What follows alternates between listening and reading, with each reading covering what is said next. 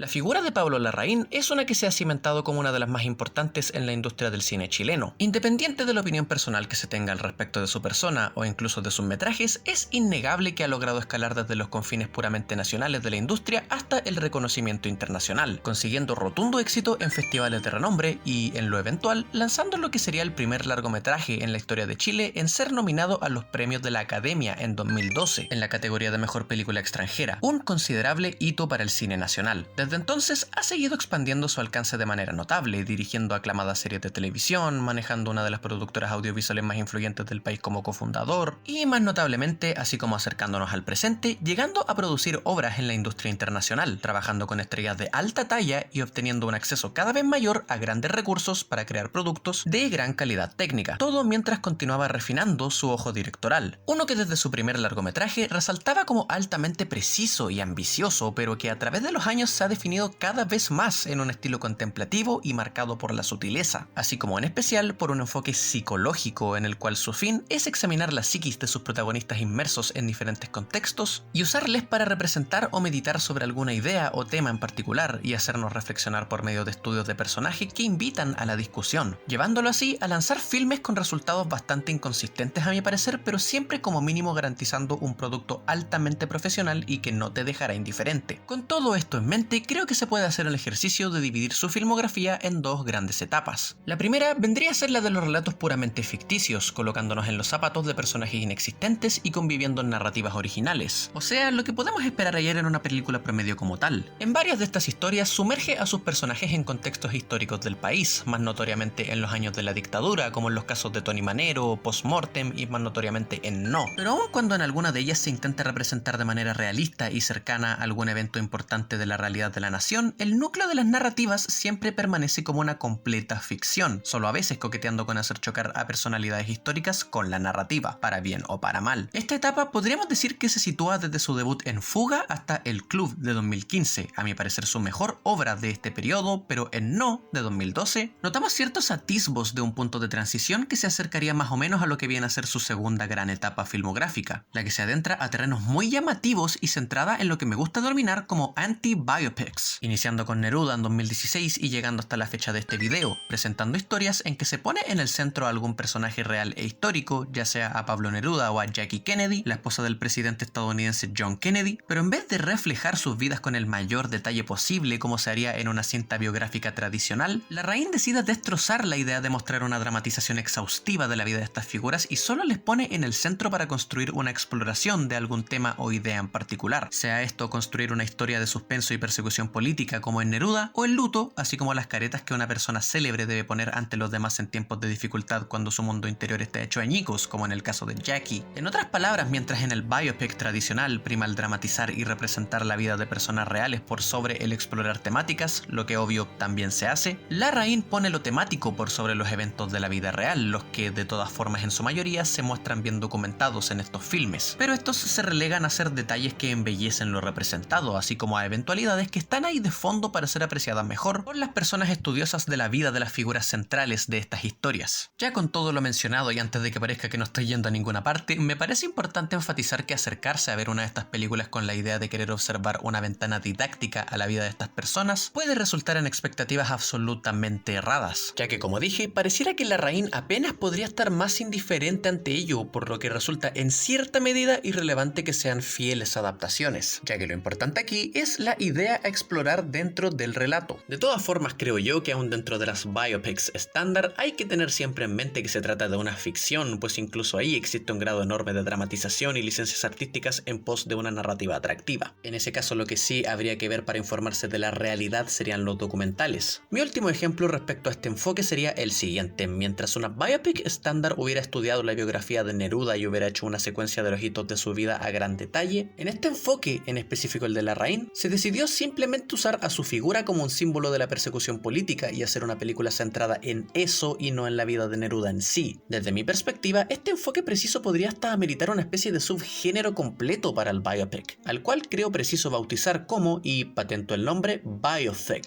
de ficción biográfica, y me parecía vital contextualizar con esta extensa introducción, ya que el filme que vengo a comentar hoy es donde creo yo que Larraín más allá lleva esta manera particular de hacer cine, y donde es importante considerar todo lo dicho para poner en perspectiva lo que se busca lograr con esta película. Esta se titula Spencer, la novena en el haber del director, y siendo una que bastante ha estado dando que hablar en tiempos recientes por variadas razones. Nos pone en el lugar de la tan querida Diana Spencer, más conocida en la cultura popular como Lady Di, quien fuera la princesa de Gales desde 1981 hasta su tan lamentable fallecimiento en 1997, y quedando a posteriori como todo un ícono de la historia británica. La cinta nos contextualiza en la temporada navideña de 1991 en que Diana tiene ciertas sospechas que le llevarán a actuar de manera algo indeseada para la familia real, aumentando con ello las tensiones y conflictos que complicarán la calma de la cena navideña, llevándonos con esto por todo un viaje psicológico y claustrofóbico en que sentiremos al igual que Diana las miradas, los juicios y un sentir de encierro exponencialmente opresivo. Todo desde un lente de drama psicológico de época que se materializa más en una experiencia audiovisual que en una narrativa convencional, en que, como bien dije en la contextualización, más que intentar representar la vida de la princesa o algún evento importante de la misma, se busca usar su figura para representar diversas materias contundentes y que se sienten tan vigentes para aquella época como para el día de hoy, redefiniendo o reinterpretando a Diana para convertirla en un símbolo que encarna estos cuestionamientos y conceptos contemporáneos y propios de generaciones actuales pero también anteriores. En este caso véase la libertad y opresión en diferentes facetas y símbolos, ya sea sistemática, social, patriarcal e incluso familiar. Es una dinámica que podemos extrapolar a diferentes escalas y el efecto seguiría siendo el mismo, pero con la particularidad que se nos muestra en el contexto de la familia real. Y esta idea en sí misma me parece brillante. Más a fondo con esto, tenemos el cómo la presión social nos hace poner fachadas que nos impiden ser quien realmente somos con el fin de encajar, y si intentamos mostrar nuestra más pura cara, nos lloverán los juicios. Es una cinta que cuestiona mucho estas dinámicas y plantea variados dilemas dentro de lo mismo, a los que obvio no presentará soluciones ya que de por sí son demasiado complejos, pero sí suscitará muchos pensamientos y emociones. En especial un sentimiento de impotencia que muy probablemente todo el mundo haya vivido en algún momento al verse en juicio, a veces hasta por las razones más estúpidas, y en que el resto del mundo pareciera ponerse en un trono para emitir sus comentarios o pensamientos, aun cuando esto implique la hipocresía de estas personas. Otra temática importantísima a la que se le puede extrapolar todo esto y que también se trata en la cinta es la salud mental. Por ejemplo, se sabe que Diana padecía de bulimia, es algo bien documentado, así como importante dentro de la narrativa y nos lleva a varias secuencias memorables. Pero aparte de esto, los mismos juicios y miradas hacen que nuestra protagonista vaya cada vez sintiendo que va hasta perdiendo su cordura, y esto se intensifica en lo principal debido a que la cinta decide también optar por un enfoque algo surrealista, incorporando secuencias que suponen una representación de emociones y pensamientos por sobre algo que de verdad esté sucediendo en un plano físico. Esto no solo con la finalidad de conformar una experiencia audiovisual más pura, sino que también para hacernos cuestionar respecto a si la misma Diana no tendrá algún otro padecimiento psicológico, lo que pone otra luz más respecto al tema de los juicios, y que si bien de forma reciente ha habido un entendimiento y comprensión mucho mayor en cuanto a estas materias, me imagino que en aquellos años, ni siquiera tan lejanos, los estigmas al respecto eran mucho peores. Como sea, eso aumenta el impacto visceral de ciertas secuencias que acerca a momentos al largometraje a terrenos casi de terror psicológico, pero sirve también para entregarnos ciertas secuencias catárticas y climáticas, en especial llegando al final donde las temáticas convergen en secuencias de romper con todas estas barreras y límites que son de lo más satisfactorio que he tenido el gusto de ver hasta ahora del 2021, y que hacen de esta elección una a mi parecer muy efectiva, aunque puede ser un aspecto que te saque de forma entendible de la inmersión del largometraje al hacer de primeras a los acontecimientos algo confusos, más aún al hacerte dudar sobre si lo que estás viendo en pantalla es real o un simple producto de la imaginación de Diana. Esto pasa aún más con la incorporación del personaje de Ana Bolena, que se utiliza para hacer paralelismos entre su figura y la de Diana, ambas con trasfondos trágicos, al menos de manera retroactiva, pero no quiero profundizar mucho en su inclusión, ya que creo que sería caer un poco en el terreno de spoilers. Solo decir que si bien el cómo se introduce su inclusión me pareció algo blando, su utilización en el largometraje en general y lo que representa sí me pareció muy efectivo, pues refuerza varias de las capas de subtexto que se arman durante las casi 2 horas de duración, pero creo algo entendible que pueda no ser un aspecto tan apreciado para todo el mundo. Otro ámbito que estoy seguro que no será del agrado de todo el mundo es el ritmo de la cinta, paciente y pausado. A veces incluso se podría denominar como glacial, y en que coincido que a momentos puede serlo demasiado, aun cuando el filme tampoco es excesivamente extenso, y esto se da en especial en su primer acto, pues le toma una buena cantidad de minutos siquiera llegar al título central. Pero mi apreciación es justo lo que el filme necesita, pues construye cada elemento y pieza con precisión para utilizarlos para un resultado muy efectivo. Además de que esto ayuda tanto a darle mayor importancia a todos los momentos de mayor tensión o emocionalidad, así como a momentos darle una apreciada atención atención a las interacciones entre sus personajes, íntimas y sencillas, lo que también las hace muy memorables. Pasando a aspectos más superficiales, pero no por ello menos fundamentales, hay que comentar todo lo técnico. Y es que esta película es simplemente una majestuosidad absoluta en este sentido, una ambrosía visual, cosa de lo que debían ser conscientes al montarla ya desde esos planos con festines de comida, como si nos intentaran decir deleítate con este manjar audiovisual. El diseño de producción, para empezar, es magnífico, incluyendo los vestuarios y maquillajes que, hasta donde sé, se inspiraron muy fielmente en variadas teñidas icónicas y que son importantes en el transcurso de la cinta. Pero me quiero referir principalmente a los escenarios que vemos, los exteriores y más aún los interiores, haciéndonos sentir como intrusos dentro de las casas y sus enormes aposentos, hermosamente decorados y representando ese lujo de la familia real, aunque de la misma forma resultan también como pasillos infinitos que no hacen más que aumentar ese sentimiento de encierro para nuestra protagonista. De la misma forma, solo decir maravillas de la cinematografía, y es que todo el sentido del mundo tiene saber que estuvo al mando de Claire Methven, quien ya nos había deslumbrado con trabajos como Atlantics o más aún Retrato de una mujer en llamas, manteniendo esa firme visión no solo para mostrarnos planos exquisitos, sino que también para manejar el subtexto que se nos presenta. En ese sentido, desde la primera escena hay mucha atención al detalle y a los símbolos, a contarnos mucho sin recurrir al diálogo por medio de miradas o sutiles gestos, pero sobre todo profundizando en la tragedia y lo inevitable de esta fábula, así como el encierro, ya que por medio de diversos métodos se acentúa esa asfixia visual, con planos en extremos cerrados que incitan a la angustia o cuando son más abiertos manteniendo a Diana en el centro con una precisión y obsesión casi digna de Wes Anderson, haciéndola prisionera de los planos o haciéndonos sentir de nuevo como paparazzis acechándola a todo momento. Otro elemento fundamental para conseguir este efecto, y quizás mi favorito de todos los técnicos, es la música, a cargo del talentosísimo Jonny Greenwood, guitarrista de Radiohead, y que ya nos había entregado trabajos excelentes como compositor para películas, en especial con Paul Thomas Anderson, pero no miento al decir que en mi opinión este compite para ser el mejor que ha hecho, fusionando con maestría la música clásica moderna con un jazz de vanguardia que resulta en una mezcla a momentos tan bella como sumamente inquietante, que funciona muy bien por sí solo e incluso en un contexto fuera de la película, y hasta creo que amerita su presencia en listas como destacado musical del año pasado, ya que su mezcla en específico es una que creo empuja ciertas barreras. Pero obvio, lo que más importa aquí es su efectividad en contexto, y, desde mi perspectiva, es un acierto absoluto, resultando en algunas de las secuencias más enervantes del largometraje, pero también ofrece otros momentos de alivio, o en otros acentuando la naturaleza trágica del personaje de Diana, haciendo un uso de motivos muy notable que ayudan en la misma finalidad de expresar subtextos sin decirnos nada mediante las palabras. Definitivamente me parece todo un robo que no hayan nominado a Greenwood a un premio de la Academia por lo logrado con este fabuloso score, o que la película en general ni siquiera recibiera alguna otra nominación por sus categorías técnicas, ya que de verdad el trabajo hecho en casi todo apartado es simplemente una exquisitez. Pero respecto a esta materia profundizaré un poquito más cuando saque mi video comentando todas las grandes nominaciones a la ceremonia de este año. Como sea, no nos salgamos aún del tópico de los premios Oscar, que salta aquí un poco súbitamente al baile, pero no es sin razones, ya que hay un enorme aspecto del que todavía no hago mención y es el único que recibió una nominación a dichos premios, totalmente merecida. Y primero que todo deben saber que soy de la postura de que los premios a fin de cuentas no garantizan la calidad de nada, pero eso es materia para quizás un video futuro, y con o sin premio, y con o sin victoria, este es quizá el aspecto de la cinta que más garantiza que funcione. Obviamente me refiero al papel estelar ofrecido por Kristen Stewart, uno que a gran escala ha estado dando mucho de qué hablar, ya que aún existe ese sesgo aversivo ante su persona y por ende el solo saber que ella está en el papel genera gran escepticismo entre muchas personas, llegando a un grado en que he visto a gente en línea opinando sin siquiera haber visto su desempeño en la cinta y quedándose solo con las imágenes promocionales, aun cuando a mi parecer desde ya se veía como una caracterización bien notable, aunque sabemos que la portada puede ser muy engañosa. Como sea, yo no tenía expectativas concretas respecto a lo que ella podía ofrecer, ya que actores con currículum similar me habían hecho tragar mis palabras en el pasado. Tenemos por ejemplo el mismo caso de Robert Pattinson, quien se ha redimido con actuaciones de calibre máximo en el último tiempo. Aún así, con Stewart creo que no había visto anteriormente un papel que me convenciera al 100% de su parte. Algunos me parecían que estaban bien, pero que no ofrecían nada en verdad desafiante, por lo que no diría que estaba particularmente emocionado. Pero ojo, son igual de contadas las películas que he visto de ella. Pero bueno, con esta divagación en cuenta, debo decir que su rol vive y supera la expectativa. Stewart se transforma por completo y al cabo de un rato la inmersión te hace olvidar hasta cierto punto que la estás viendo a ella, no solo en lo físico sino que en todo lo que implica el rol. Sus ademanes y su acento en especial son factores decisivos en su transformación y que reflejan el arduo trabajo y dedicación que hubo en el proceso de preparación. De primeras y a momentos puede ser que algunas expresiones reacciones te recuerden a las caras que suele poner en sus películas y que muchos le critican, pero creo que en este filme no resultan como limitaciones actorales, sino que complementan con precisión lo que necesita el papel, ya que son las emociones en sí que Diana debía estar sintiendo, esa impotencia y cierto sentido de desesperanza que le atormentaba y que, según me han contado, están muy bien estudiados y son un reflejo bastante fiel a cómo ella se mostraba en público. En pocas palabras, incluso esas expresiones de la actriz que en el pasado han sido muy criticadas encajan a la perfección con lo que demanda emocionalmente el filme, y es de lejos la mejor actuación que he visto a la fecha por parte de Kristen, aunque insisto que mucho me falta ver de su filmografía. Pero aquí se monta una transformación cuya nominación está 100% justificada, aunque no podría aún aventurarme a decir si merece ganar ese premio. Sea como sea, es un rol al que las personas escépticas deben darle la oportunidad antes de juzgar con predisposición negativa, ya que les puede sorprender de sobremanera. Más allá de todo esto, el reparto en general hace un trabajo impecable, aunque es Kristen quien se roba todas las escenas, pues son pocas las personas del elenco quienes tienen grandes interacciones, y al tratarse principalmente de un estudio de personaje, todo se centra alrededor de su psicología individual, lo que le da poco espacio al resto del cast para brillar. Aún así, la gran mayoría tiene como mínimo una escena que hacen de sus apariciones algo memorable e importante para la trama de alguna forma. Gran parte de ellos están obviamente basados en figuras de la vida real, desde personalidades pequeñas como Darren McGrady, cocinero de la familia real por más de una década, hasta otras vitales como sus hijos William y Harry, que son parte importante de la trama, y estos jóvenes actores hacen un trabajo bastante sólido a mi parecer, con un buen grado de emotividad ofrecida dentro de sus secuencias. También tenemos la obvia presencia del príncipe Carlos o la reina misma, pero sus apariciones en particular son mucho menos prominentes, quizá al tratarse de figuras cuya representación implica que deben tener un trato más cuidadoso, pero me pregunto si un mayor rol de su parte hubiera beneficiado al filme de todas formas. También, si bien no salen demasiado en pantalla, su presencia puede sentirse en cada momento como esas figuras de autoridad que constantemente observan, obviamente de un modo más abstracto. Del mismo modo, aquí hay personajes que también jamás existieron en la realidad, pero justifican su presencia en el filme, quizás inspirándose en anécdotas de la vida misma, o siendo más una especie de representación simbólica de alguna idea. En ambos casos tenemos, por ejemplo, a Maggie, la asistente interpretada por Sally Hawkins, y que vendría a simbolizar ese espacio seguro que tiene dentro de este contexto, que según entiendo podría haberse inspirado en las múltiples personas que sirvieron como los confidentes de Diana más que en alguien en específico. Por otro lado tenemos al personaje de Alistair Gregory, también ficticio pero que encarna al ubicuo ojo de la realeza y la autoridad, siempre buscando asegurarse de que Diana cumpla con las normas y coartándola cada vez más de esos pequeños espacios de relajo que tiene. Este personaje en específico también me parece bastante interesante, ya que deja espacio a múltiples interpretaciones sobre sus intenciones, en especial con ciertas revelaciones que se van dando a lo largo del filme, pero que prefiero no mencionar para no detallar demasiado. De la misma forma, mucho queda en la ambigüedad y construido con gran variedad de matices, hasta el cómo debemos ver a nuestra protagonista en ciertos momentos, pues no es pintada como una persona perfecta o 100% coherente con lo que profesa, y muchas de sus actitudes pueden ser también vistas como meros caprichos injustificados y mañas, pero por lo mismo es una cinta que llama a aceptar nuestras propias imperfecciones, no en un sentido de justificarlas, sino de reconocer que todos las tenemos, pero no necesitamos esa mirada de juicio ante ellas, sino comprensión y apoyo, pues solo esto puede facilitarnos el proceso de trabajar en ello y mejorar. Pero esto no es más que mi lectura personal y ustedes pueden tener la suya, que me encantaría leer en los comentarios. Con esto quiero insistir, y ya para ir sintetizando, que Spencer abre el espacio a acaloradas conversaciones respecto a un montón de temáticas relacionadas a la psicología humana, tanto individual como colectiva, y también de los roles de nuestra sociedad. Todo realizado por medio de una inmersiva y a veces inquietante experiencia inmaculada en lo técnico, pero que en lo principal resulta única por su construcción sobre la base de esta ficción de la realidad, que demuestra el fértil terreno que hay con esto de elegir a una figura de nuestra historia y traducirla a algún contexto diferente o utilizarla como la encarnación de una idea en vez de centrarse netamente en su vida. Enfoque del que ni de por asomo quiero insinuar algo descabellado como que está muerto u obsoleto, sino que solamente el otro supone un amplio espectro y potencial aún inexplorado, así como ofreciendo mayores libertades y con ello un alcance más universal, incluyendo a las personas que poco o nada sepan del trasfondo de estas personas, como en cierta forma fue mi caso. Y ello, a mi parecer, es principalmente lo que hace de este un proyecto tan singular, aparte de la notoria dedicación puesta por su equipo, con un rol central de primer nivel y que probablemente implique un cambio de mirada del público respecto a las capacidades de Stewart, pero finalmente significa quizás un punto peak y todo un fin de un ciclo para la trayectoria de Larraín, quien muy curiosamente pareciera que desde su primer largometraje tenía alguna especie de atracción por el personaje de Diana y, quién sabe, quizás la intención de hacer un filme de ella. Aunque digo esto apenas por un sutil guiño que hace, pero es fascinante y de nuevo casi poético, pues desde entonces ha avanzado un enorme camino, y creo yo esta puede ser sin problema su obra más más excelsa a la fecha, la que no dejo de recomendarles, y que ya con 2 visionados por detrás puedo confirmar que se aprecia aún más al revisitarla, y queda como una de mis mayores favoritas de 2021, y que espero anime a toda una escuela de personas escritoras y directoras a elegir a una figura real para conformar nuevos mundos originales. Si el video te gustó, te invito a compartir, seguirme en redes sociales y a suscribirte para estar en sintonía con más contenido tanto de cine como de música. Sin más que decir, te deseo un excelente día, tarde,